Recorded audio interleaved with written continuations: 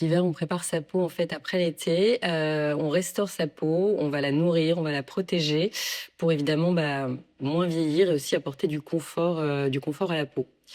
Voilà, donc ça va consister déjà en des crèmes qui vont être plus riches, donc qui vont être source finalement de restauration, on appelle ça du film hydrolipidique en dermatologie.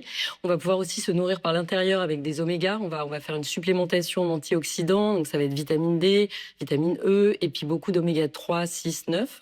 Donc ça, on prescrit en général soit le médecin traitant, soit le dermatologue. Donc ça, on le trouve quoi? En mangeant, Et par on exemple, peut pour la aussi nourriture? en mangeant, Où oui, est-ce qu'on bien trouve sûr. ça? Petits poissons gras. Petit poisson gras, Faut aimer les maquereau, maquereaux. sardines. Ouais.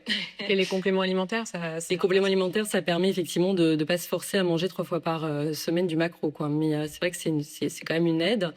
Et dernière petite chose en hiver, ce qu'on va faire quand même, c'est qu'on va switcher on va dire du SPF 50, donc de la protection solaire d'été, on va dire forte, à une protection solaire que j'appelle SPF urbain. On est sur du SPF 30.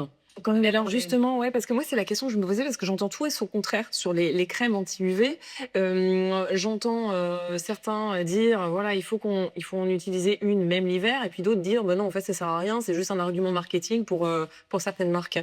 Alors en fait, ça sert pas à rien. C'est-à-dire que si on a une maladie de peau, on va dire type, on appelle ça masque de grossesse, mélasma en dermatologie, on va préconiser effectivement une protection solaire toute l'année. Idem pour les patients qui ont des antécédents de cancer de la peau, on va leur dire voilà, faut se protéger toute l'année. Il y a des UV l'hiver.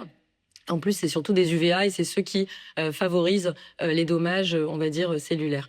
Donc ça, c'est SPF 50 toute l'année. Nous, on va dire, ceux qui sont sans problème de peau particulier, on va considérer qu'il faut quand même une petite protection solaire type SPF 30, bébé crème. Même dans le maquillage, maintenant, aujourd'hui, on a des SPF 20, 30. Mais qu'on met tous les matins, Oui, tous les quand matins. on a des journées de grisaille, Ouais, comme nous annonce ouais, ouais. Kevin Medori la semaine prochaine. Ça, c'est l'indice. Oui, c'est l'indice de protection solaire. Voilà, 20, 30, 40, 50. Vous parlez d'agence des petites crèmes hydratantes, Ouais. celles qu'on trouve dans le commerce classique, ou alors celles qu'on trouve en pharmacie, les grands laboratoires, et qui coûtent souvent assez cher. C'est vrai. Alors aujourd'hui, il y a un peu toutes les gammes. On arrive à trouver des crèmes hydratantes quand même abordables sur des laboratoires, En grande pharmacie. Ça Grande fait aussi le boulot. surface, ça peut aussi faire le travail, évidemment. Ça dépend effectivement de la qualité du produit.